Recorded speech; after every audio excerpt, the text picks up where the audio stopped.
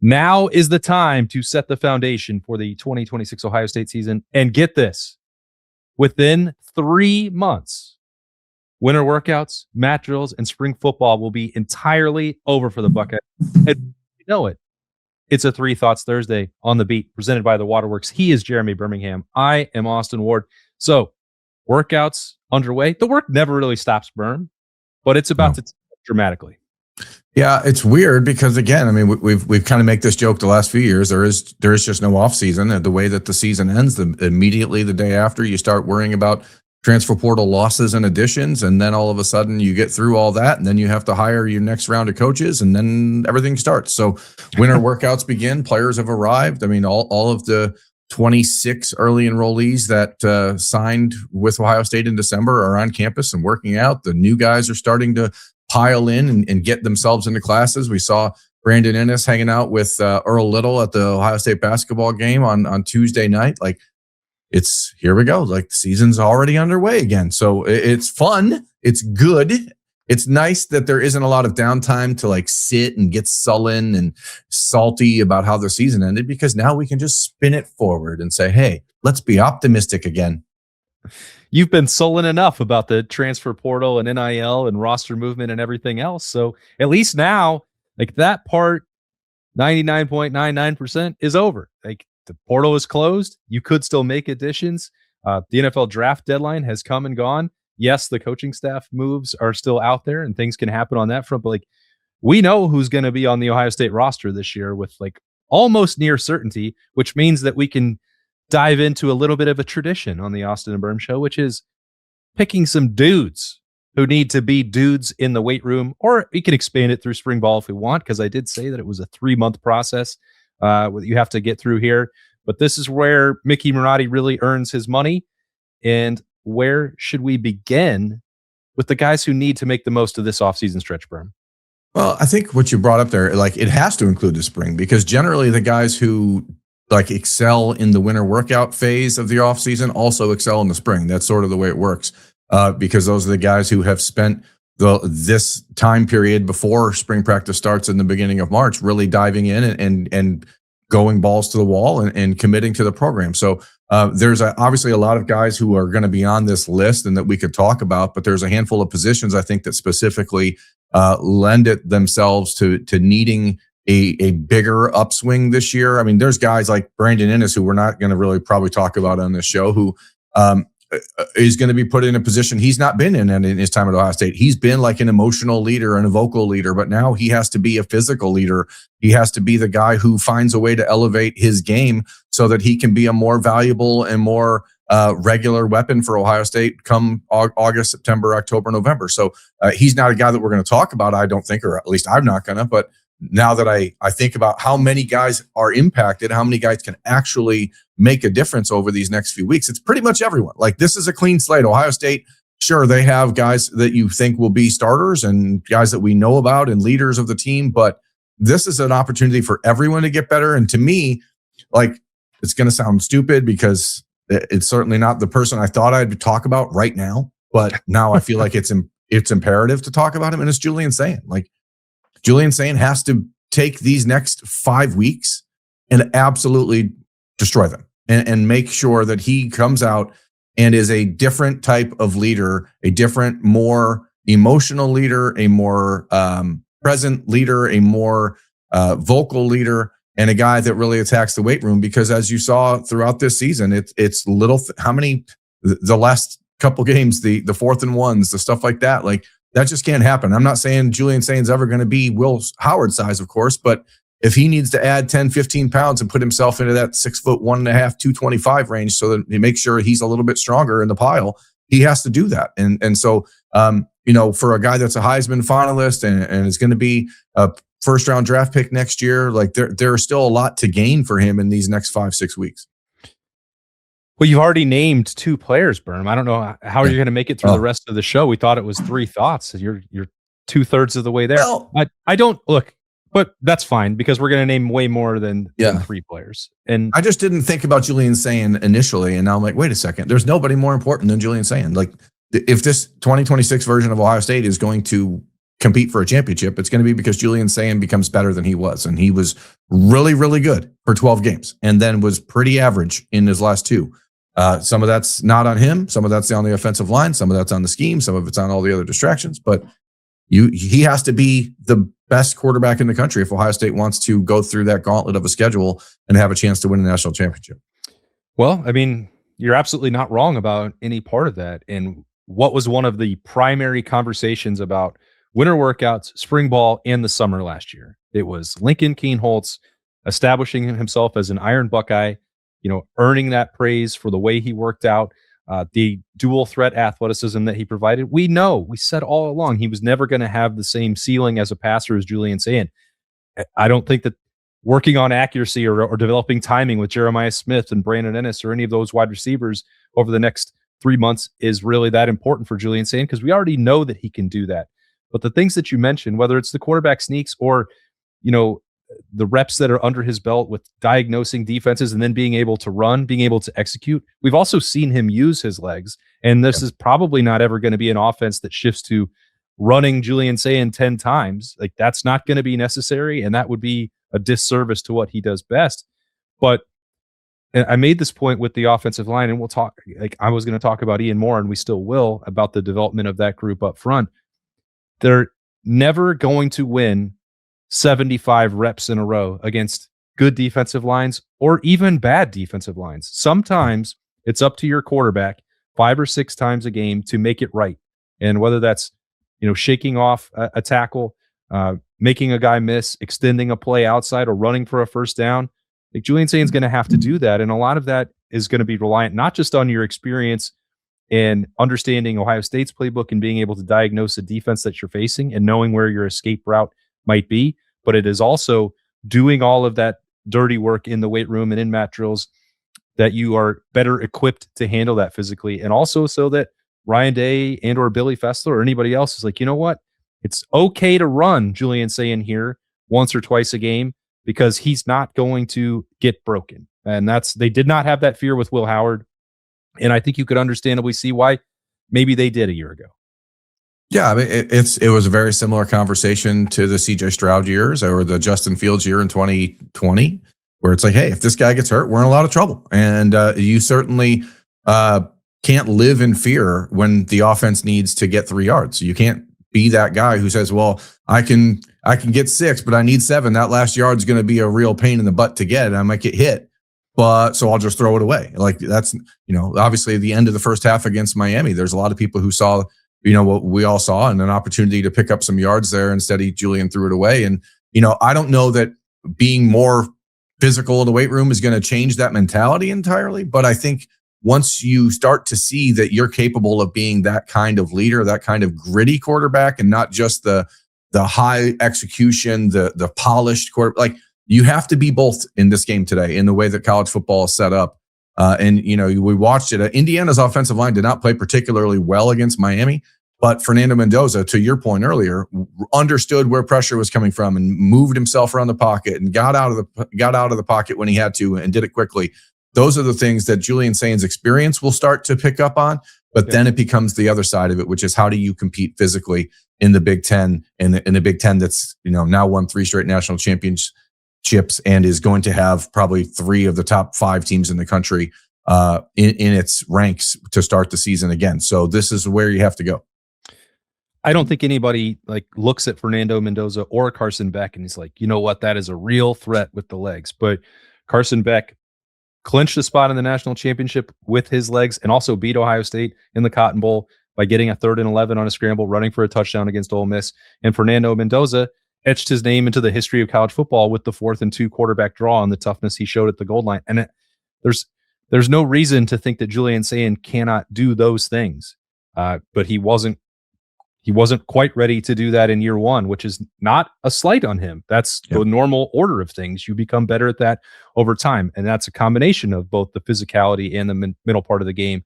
The other part that you mentioned, Birm, with Brandon Ennis, we know that he's a captain already. We know that he's earned plenty of plaudits for his work in the weight room and the tone that he sets there. And this is also not a suggestion that he was coasting, but he's going to be pushed in a different way for his job with Devin McEwen in there and his speed. and what maybe Kyle Parker can do with his versatility to play both in the slot or on the outside. I wonder, because again, it's not for a lack of effort on Brandon Innis's part, if just like the notion that there's more competition for him, what that might lead for him. I think that that's a good name to mention as well. Yeah. Again, it's not necessarily, to go back to the Julian Sayin point, it's not like Ohio State was asking him to do a lot of that running stuff. And so will that change in year two if he proves more physical in this offseason, and if he puts on a couple, 10 extra pounds and gets a lot stronger, maybe they'll ask him to do more. That's kind of this weird catch-22. Like, yeah, he wasn't asked to do this, but is Ohio State not asking him to do it because he wasn't physically ready? So if he's more physically ready, will they do that? We'll see. A guy like Brandon, I think that point is properly made. Yeah, he could be a block O type recipient for Ohio State this year. But is he going to be more explosive than Devin McEwen or Kyle Parker? I don't know. So like the onus is on Brandon to go out and prove that over these next few weeks. There's Jeremiah Smith, and there's Austin Sareveld, and there's Luke Montgomery, and there's Carson Hinsman, right? And probably Phillip Daniels. Nothing else on the offense, I think, it should be set heading into the spring. Obviously quarterback, you know that Julian's the guy, but the other positions at wide receiver, the tight end room, all that stuff's up for grabs. And when there's new guys who come in with new motivations, players moving up from places like UTSA, or a player like Kyle Parker trying to salvage his career after leaving LSU and being back with a coach that trusts him, as Brandon is trying to learn trust with Cortez Hankton, like there's a lot of opportunity there for other people to take reps away from Brandon Innis. So this is a really important few week stretch for him, I think. Yeah. So winter workouts aren't going to wait. Winter doesn't wait for you either. The Waterworks and Hetter Heating and Hetter Heating, Cooling and Plumbing is there to make sure your home is ready for these cold mornings, icy nights, and everything in between. Stay cozy all season long and call the Waterworks and Hetter Heating, Cooling and Plumbing at 614-232-2222. And physically, Birm. Yeah, I mean, you don't want to complain. You don't want to be complaining to people about the winter. You don't want to be sitting around pissing and moaning about the fact that you're cold because your heater doesn't work. And you also don't want to be pissing and moaning that you can't lose weight when Awaken 180 exists, and you can just go to awaken180weightloss.com and do what I've done over the last 5 weeks. I've lost 30 pounds in 5 weeks. I feel great. I know there's people who are like, oh, that's not sustainable. Of course it's not sustainable. Eventually I'd run out of weight. I'd be down to zero. That's why I go for my target weight, which I'm 1 week away from my hope of making it happen. And then it's about building back up through the good habits that I've learned and the new eating ways that I've learned, and through the coaching that will continue, through the program that will continue. So it's not like a guessing game. I'm not just riding it out, going week to week, going, well, can I keep doing it this week? Awaken 180 gives me the plan. Go to awaken180weightloss.com and join us on your 180 physically, because it's been awesome. And as you move into this offseason, Austin, I think about two positions that are really, really pivotal for Ohio State heading into the spring, where there's a returning guy that you feel like you should be able to count on. And then there's a bunch of question marks, including freshmen that had good moments and good years, but need major elevations. That's defensive end, and that is cornerback. So I know you wanted to start with defensive end, talking about Zion Grady, but I think that this conversation, and I couldn't find a photo of Zion Grady and Epi Satanale, because I think that they're one of the same. There was a lot of conversation last summer when Epi got into town about the way he quickly caught up to speed, but then he didn't get the reps throughout the season that Zion did. And as you look at the depth chart at defensive end, you've got Kenyatta Jackson, you've got Bo Atkinson. Bo obviously did not have the year I think people wanted him to have, and Zion elevated above him. Now is Epi Satanale and Zion Grady ready to take that next step and be not just quality depth, but guys who can get onto the field and actually contribute and make plays from the first whistle to the last whistle? Yeah. And for me, the reason that I wanted to start with Zion Grady, and I agree with you, you can lump them both together, because this is, heading into sophomore seasons, year two, you always see these big leaps forward. Austin has frozen. Line has just become so pivotal. And then you see what Larry Johnson has always been able to unlock in these, defensive linemen. The longer he has them in there, the more familiarity they have with the system and what Mickey Marotti is doing with them to transform their bodies. But maybe it's just a product. Well, it's definitely a product of the fact that Zion Grady was on the field and that they trusted him in some spots that I didn't anticipate he would be in year one. I feel like he's closer, and maybe that would be a good argument for Epi Satanale, that he's going to have to take those strides to catch up with where Zion Grady apparently already was in the mindset of the defensive coaching staff last year. But, for me, it's not taking the next step to be a primary backup, be in the rotation for Epi Satanale. It is that somebody is going to have to take a starting job that Caden Curry had and that is opposite of Kenyatta Jackson. And I'd be putting down my chips right now that everything Zion Grady showed physically in year one, you enhance that, and it's going to be pretty potent in year two. Now, that's not to say that the guys that came in through the portal wouldn't be an option there, like Quay Rusaw, or what you're going to get out of Christian Aliagro as a versatile pass rusher is not important.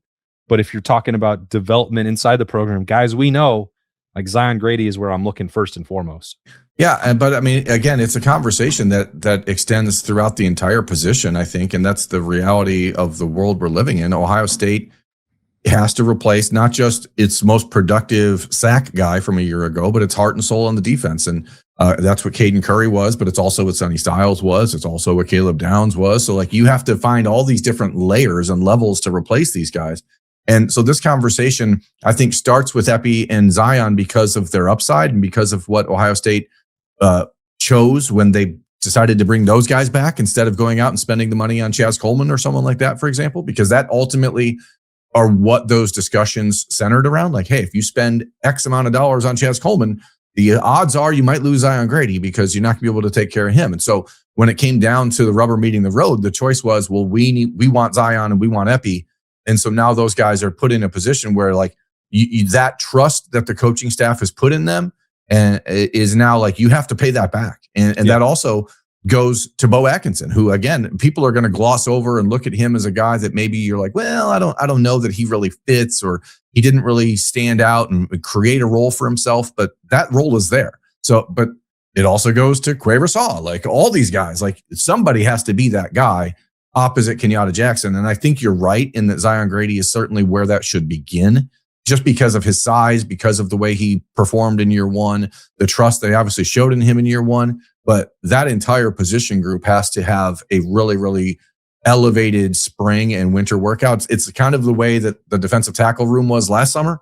Yeah. Like that's what you have to get out of the defensive ends this year. And I think Ohio State fans, I would be excited that you have this with 2 second-year guys in Satanale and Grady, who are pretty likely, I think, to take that opportunity and run with it. And then you add Rusaw, who's another second-year player in college football.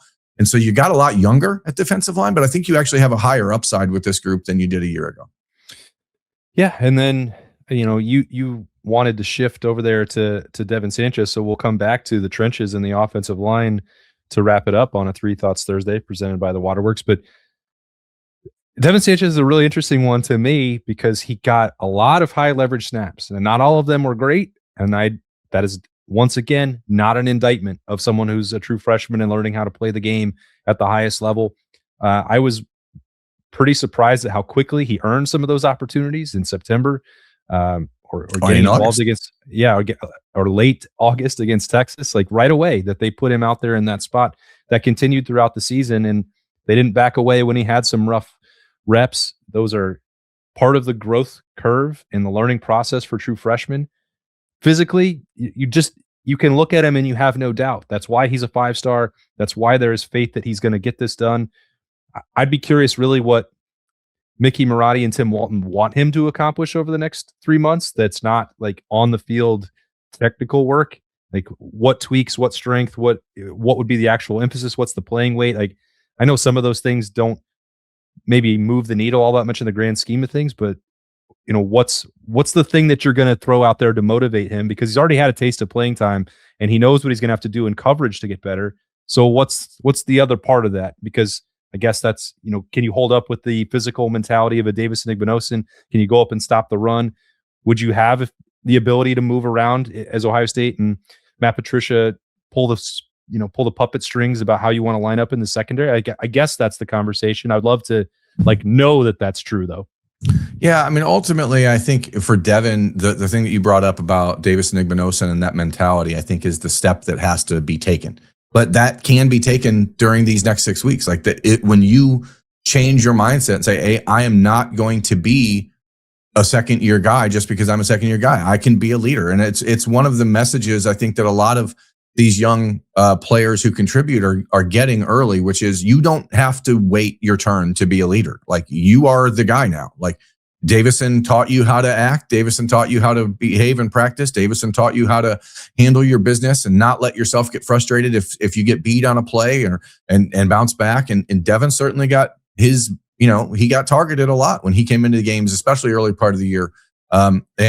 Teams took advantage of him the same way they tried to do to Jermaine Matthews when Jermaine was a freshman, the same way they did to Jermaine last year at the end of the year because Davison was playing so well. Like, there's always a fish. So the goal for Devin has to be to not be the fish, right? So because he's going to play a lot, he is with Aaron Scott out of the program.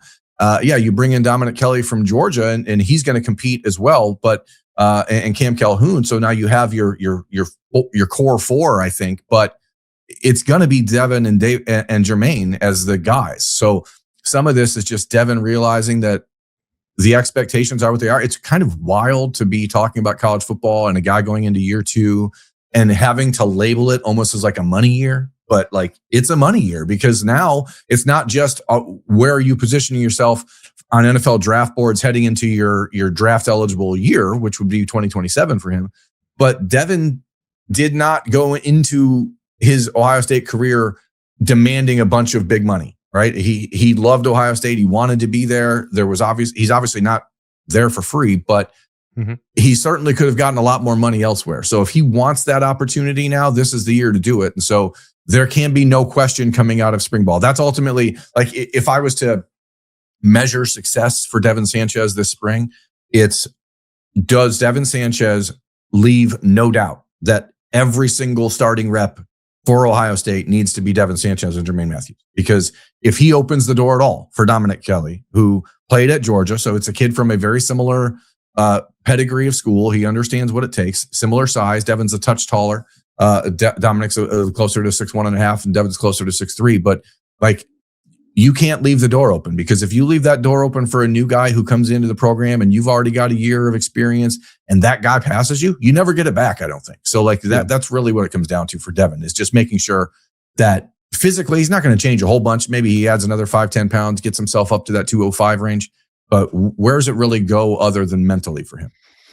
Yeah, it's a great point. And then I think as we've belabored that point really over the last couple of months, and especially in the wake of what happened against Indiana and Miami, what does this look like for the offensive line? Having Austin Birm and Carson Hinsman and Luke Montgomery back is hugely significant. And Philip Daniels in that same bucket with a year of experience and a chance for him, where Philip Daniels probably needs to get healthier more than he needs to add any weight and anything like that over these next 3 months. But there is a player I think that can really change this conversation, because it can allow Ohio State to get creative with the tackles if it needs to, letting one of them move to guard. Because I don't think, correct me if you disagree, Birm, but like, you look at Ian Moore, he's not someone that you say he's got positional versatility. You look at him, he is a tackle. He probably needs to stay at tackle. Now, what physically does he need to do to hold up for more than one half, which was a really productive half against Miami in the Cotton Bowl, or one start, which I believe was against Purdue when Philip Daniels was hurt, and that was positive. Like, you know that some of that taste of experience is out there and was good, but you have to build on that. If you're going to make a full-time move and force Tyler Bone and Ryan Day to say Philip Daniels or Austin Birm needs to move to guard for the betterment of Ohio State, there's only one person that I can see that can force that conversation to occur, and it's Ian Moore. 100%. And Ian, again, as you said, like, I think he acquitted himself pretty nicely in the opportunities he had. But now you have a chance going into year 3. You were a top 100 prospect. You were a highly recruited guy. You were like the tackle Ohio State signed in that class of 2024. You are maybe, as you mentioned, like, not just like a true tackle, but you might be the only true tackle on the entire roster. So you have an opportunity to really go out and cement your place. You have momentum coming off of a really good second half against Miami. You have the size. You have now 2 years of requisite experience. You have the skill set to be that guy. And you have opportunity because the other guys are so flexible. And you know, I know there's a lot of people who I think will scoff at the notion of moving Austin Birm because he played pretty darn well all season long for Ohio State at left tackle. But there is I don't want to say it's a requirement. It's maybe more of a obligation by Ohio State to try to put players in the positions that they're going to be at in the NFL, right? I think that there's that conversation. Obviously, Austin Birm has proven over the last 3 years he can play all the spots, and he's going to move around when he gets to the NFL. There's no doubt he's going to be a 4 position guy at least in the NFL. But Ian Moore is going to be a tackle, so let's see what he can do. And again, the opportunity to have like a true pass protecting left tackle, I think, is something that Ohio State would relish. It'll be really interesting to see what Tyler Bowen does this spring. And, that will start with the winter workouts for Ian, because if he doesn't go out and really dominate in these next 5 weeks, he's going to eliminate the conversation about, hey, do we have to find a spot for Ian? Remember, it was last February when we started to hear people say, Austin Birm is playing no matter what. Like we don't know where he's going to play, but he's playing. And he was the only one in spring ball that they're like, he is a starter. And I was like, so Carson Hinsman's right there. Like Austin Birm is a starter. The rest we're going to figure out. Right. So Ian has the opportunity to put himself in that position. The difference now is that there's 4 other guys that you're like, those guys are starters. So, so who is it? Ian who forces something else to happen and a move for Austin Birm, which then would probably move Philip Daniels inside, or maybe you move Austin's. I don't know. I just think that this is why you recruit really talented, really versatile players, and then you hope to find the best spot for them. But it's on them to earn the spot. And so what we've seen out of Ian, the fact that he's not, already enrolled in school at Indiana, I think should be a win for Ohio State. So the fact that and again, we're in such a different era of college football. When you see Ohio State decide, like, hey, this guy can't leave our program heading into year 3, even though he's not been a starter, then you should know that they have plans for that player. So let's see what those plans are, because the opportunity is there for Ian Moore. And I think that in the moments he had, I think he really did a nice job. And, it's a similar conversation for Josh Padilla. It's a similar conversation for Bennett Christian. Like, there's a lot of these conversations that you can have around this roster as you head into a season that a lot of people are going to look at and say, well, who does Ohio State really have? Who do they lean on?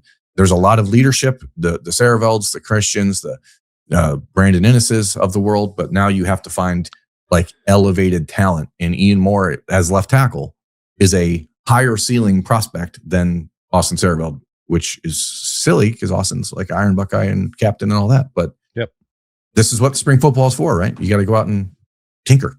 Yeah, and there's a lot more names, of course, that we'll get to on the Ohio State roster when we start ramping up the position review, preview, rewind, fast forwards in the days ahead. Because what I said, this next 3 months still going to be busy. Ohio State's already got like all of that planned out with when workouts are, when the practices will begin, when that spring game will be officially announced. Although I expect it will be on April 18th if you want to start planning accordingly.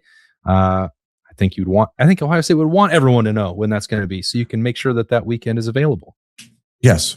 April 18th seems like a very reasonable day for such a conversation. Yeah, I would circle that one. So we'll get into all of that in the days and weeks ahead. And of course, the new tradition on a Freaky Friday foursome in the mailbag. If you made it this far, you already know that we need you to send in your questions. It can be lighthearted, can be serious, can be whatever you want. Send those to the Austin and Birm Show at gmail.com. That is the Austin and Birm Show at gmail.com. And we will pick a handful, let's say 4 of them on Friday to get into. We'll do that all year long on The Beat, presented by the Waterworks. Thanks for joining us on a 3 Thoughts Thursday, though. He is Birm. I am Austin. We will talk to you tomorrow.